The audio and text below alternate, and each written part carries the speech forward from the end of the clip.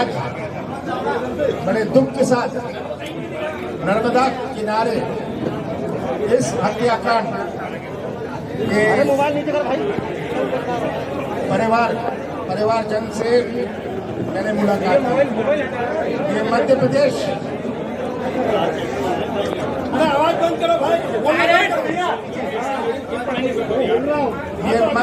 के इतिहास में मैं मानता हूं सबसे कलंकित कांड हुआ है। मध्य प्रदेश का नाम पूरे देश भर में बदनाम हुआ और ऐसा अपराध जो भारतीय जनता पार्टी के नेताओं के संरक्षण में ये हुआ है, बड़ी दुख की केवल बात नहीं है, बड़ी चिंता की बात है। मैंने अभी परिवारजन से बात करी कि किस प्रकार उनको रिपोर्ट लिखाने में भी परेशानी हुई। रिपोर्ट जब लिखाई पुलिस ने गंभीरता से नहीं किया, क्योंकि जो मुख्य आरोपी थे उनको भारतीय जनता पार्टी के नेताओं का संरक्षण किया। ये जो हिंसा का वातावरण, अपराध का वातावरण बना है प्रदेश में, ये अपराध का वातावरण तब बनता है, तब लोगों में हिम्मत होती है जब सरकार का संरक्षण हो, भारतीय जनता पार्टी के नेताओं का संरक्षण हो, तब ऐसा वातावरण बनता है। ये वातावरण तो यहाँ बना पूरे प्रदेश में। आज अपराधी और गैर सामाजिक तत्व हावी है। ये बड़ी दुख की बात है। इस पर कोई कार्रवाई नहीं करी जा रही है।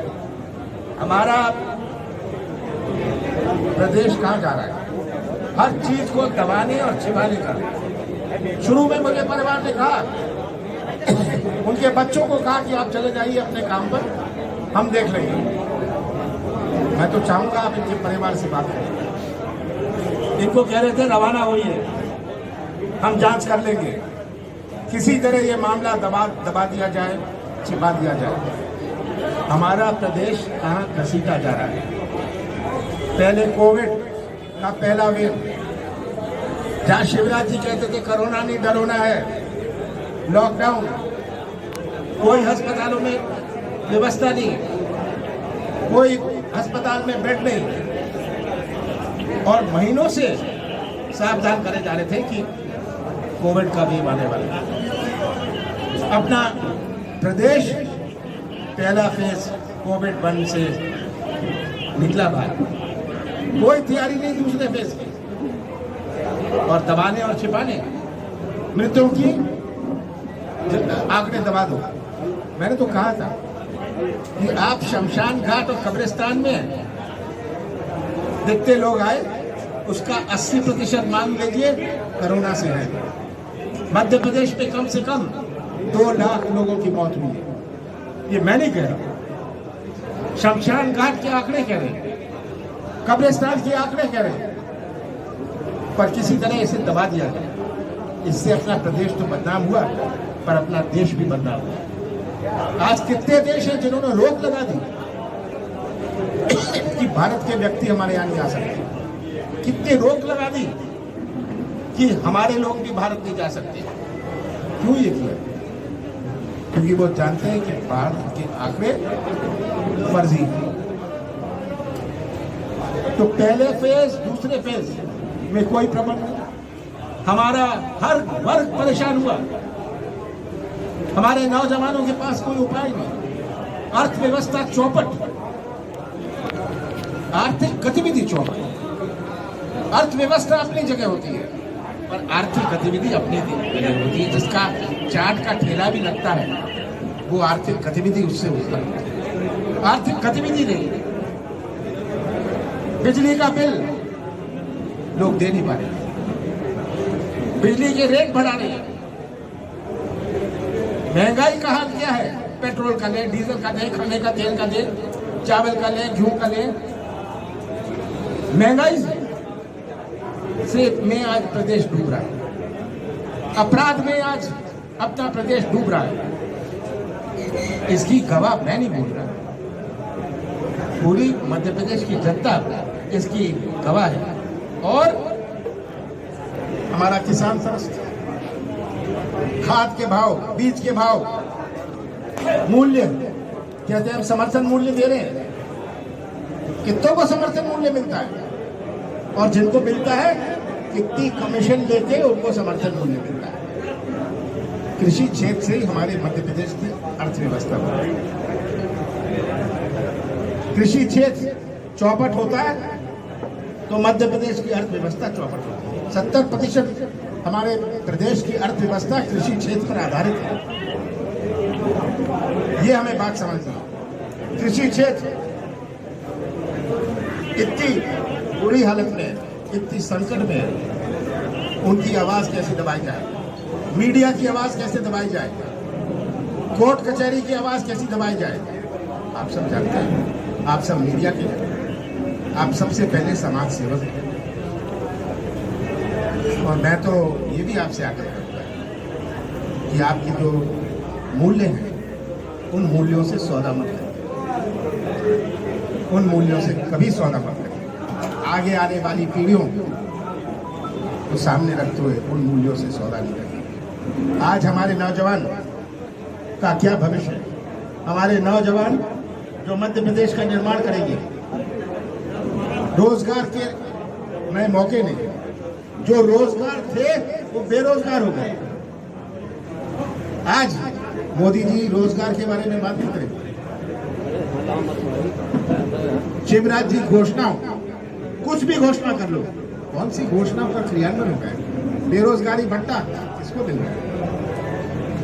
गिने चुने बीजेपी के कार्यकर्ताओं को ये सब घोषणाओं का थोड़ा बहुत लाभ मिलता है, उन्हें भी पूरा नहीं मिलता।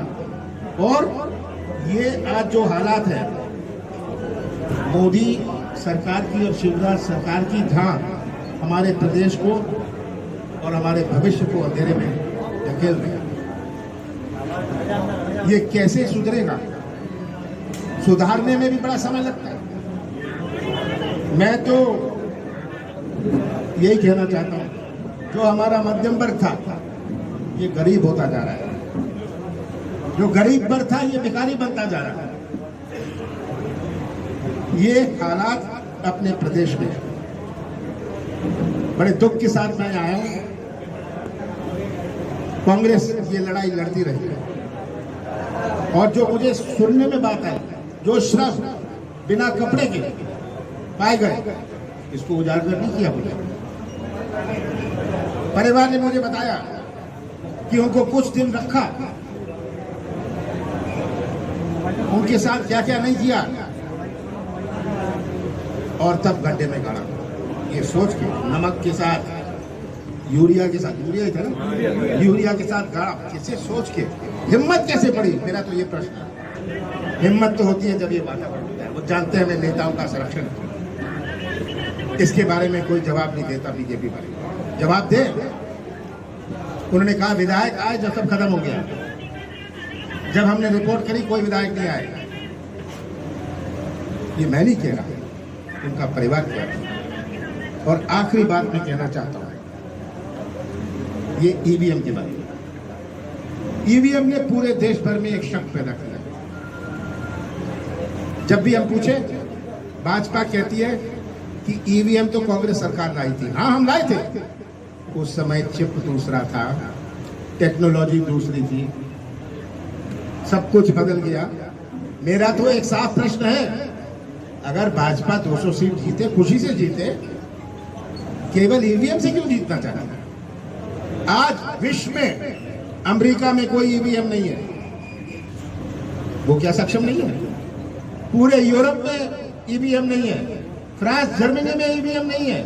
जर्मनी ने तो अपने संविधान में संशोधन किया कि हम ईवीएम का उपयोग नहीं करेंगे। जापान ने कहा हम ईवीएम का उपयोग नहीं करेंगे। क्या उनके पास टेक्नोलॉजी नहीं?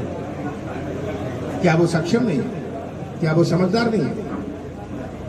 तो कौन सी जिद है कि हम केवल ईवीएम से करेंगे और केवल ईवीएम से ही जीतेंगे? ये बात आज मैं जनता के सामने रखना चाहता। जीतिए, खुशी से जीतिए। आप जनता को लूटिए मत। जब ईवीएम में घपला होता है, आप किसी पार्टी को नहीं लूट रहे, आप जनता को लूट रहे हैं, जनता के फैसले को आप लूट रहे हैं।